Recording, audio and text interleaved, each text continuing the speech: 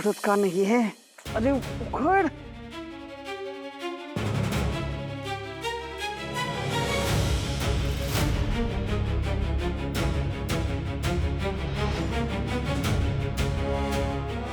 असा नाही उघडणार तो.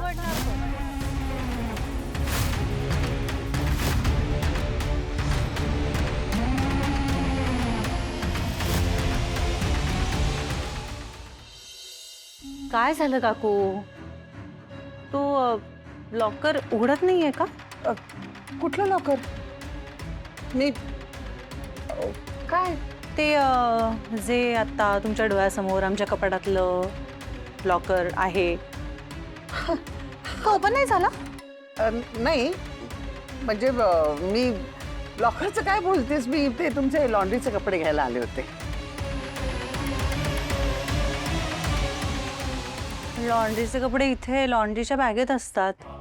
म्हणजे सगळेच तिथेच ठेवतात, लॉकरवर नाही ठेवत. अगं गोई, इथे आहेत. मला दिसलेच नाहीत म्हणून सरळ आले तिथे कपाटात. अच्छा ताई चल ना, रील शूट करायचं. चल ना यार. ओ एक मिनिट, म्हणजे याच्यासाठी तुम्ही मला थांबवत होतात? काही काय बोलते? ते तुला रील करायचं नसेल तर नको करू ना. It's okay.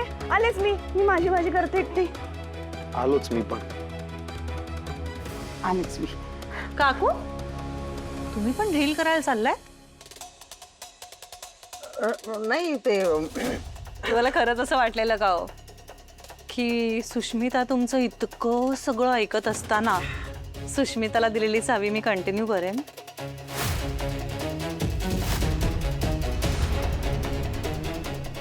काय आता काकू, या घरात आल्यापासून तुमच्यापेक्षा एक पाऊल वर राहावं लागतंय ना मला.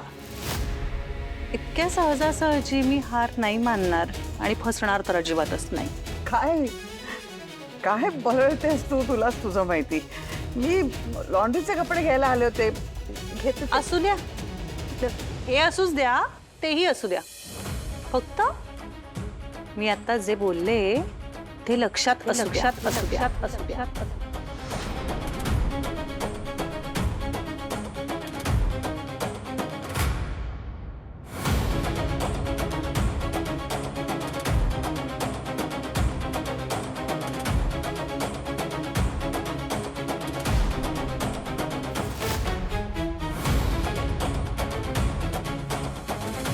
ओ गॉड, किती घाबरले होते मी. मला असं वाटलं ना की ताईचा लेक्चर परत ऐकावं लागेल. गप. नको तिकडे येऊन पोचायची सवयच आहे का तुझ्या ताईला?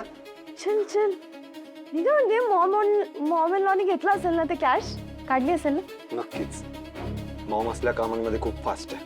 Idiots. तुम्हाला तिथे कशाला उभं केलं होतं? शोभेसाठी? नाही, नजर ठेवण्यासाठी. मग तीच नजर तुमची तीक्ष्ण होती ना. मग स्वानंदी आलेली कळलं नाही तुम्हाला?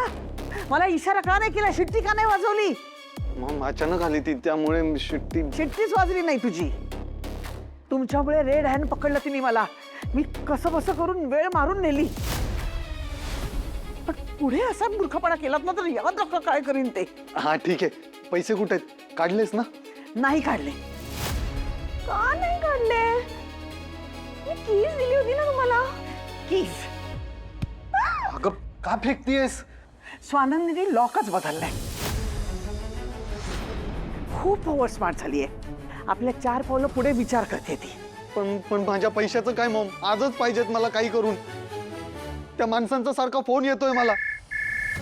आलाच बघ फोन त्यांचाच फोन आहे. अरे उचल, आता परत ती माणसं घरी येतील. हॅलो. हा दादा, मला माहिती आहे माझ्याकडे वेळ खूप कमी आहे. हो मी देतो. हो देतो. हा.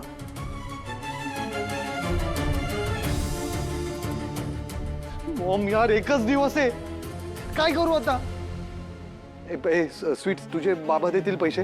इन्व्हेस्टमेंट करायची म्हणून सांग. हा नाही माझ्या डॅडाकडे एवढे पैसे नाही आहेत. मग दागिने, तुझे जेवढे दागिने आहेत ना ते दे मला. रिसेप्शन लग्नात मिळाले होते ना ते दे. हो पण ते सगळे दागिने लॉकर मध्येच आहेत ना. त्याच.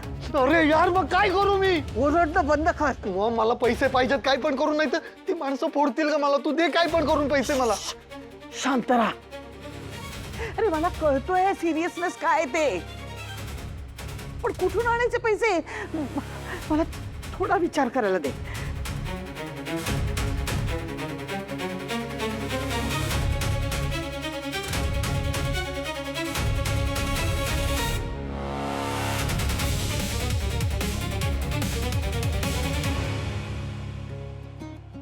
वाव, शांतपणे खा आणि मग जा ऑफिसला. मी असा शिरा कधीच नाही खाल्लाय. म्हणजे साधी एक रवा भाजण्याची पद्धत, त्याने पण केवढा फरक पडतो ना. हीच तर गंमत असते स्वयंपाकातली. म्हणजे अगं छोटे छोटे बदल पण ना जिभेला लगेच कळतात. अप्रतिम झालाय. मी तर प्रेमात पडले या शिऱ्याच्या. म्हणजे पिंट्याचा पत्ता कट. अगं छान घे, अगं अजून घे ना. देऊ का? नाही बस बस. आजी तुम्ही पण बसा ना, तुम्ही खा ना माझ्या बरोबर. अगं मी नंतर खाईन, तू खा सावकाश. आणि पिंट्यासाठी पण नाही बरं का. हे बघ डबा तयार आहे, समोर बसून खायला लाव त्याला. आणि मला कळव हं, त्याला आवडलं की नाही तो. लगेच फोन करते. आणि आजी मी फोनवर काय बोलणार आहे तुम्हाला माहिती आहे, कारण राजवाडे ना तुमच्या हातचा शिरा आवडणारच आहे. तसं नाही ग, त्याला ना सगळं परफेक्ट लागतं. म्हणजे कणभर सुद्धा फरक नाही चालत त्याला. एवढ्या दिवसात आलंय ते माझ्या लक्षात. नंदू, मी ना देवळात जाणार आहे आणि नंतर माझ्या मैत्रिणींना भेटून येणार आहे बरं का. चालेल आजी, मी पण निघते आता. आधी राजवाडींना डबा देते, शिरा खाऊ घालते आणि मग पुढे जाते ऑफिसला. नीट जा, सांभाळू नको, पावसा पाण्याची जातेस ना म्हणून.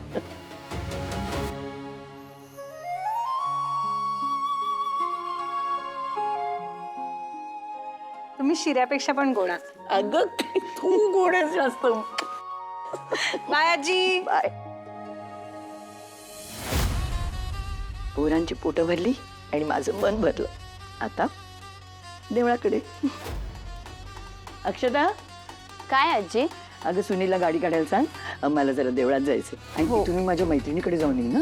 हो.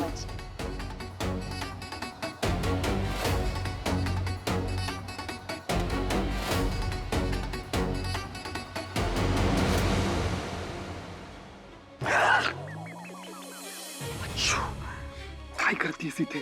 त्या वसुलीवाल्याचे फोन येत आहेत सारखे. सांगते काय करायचं.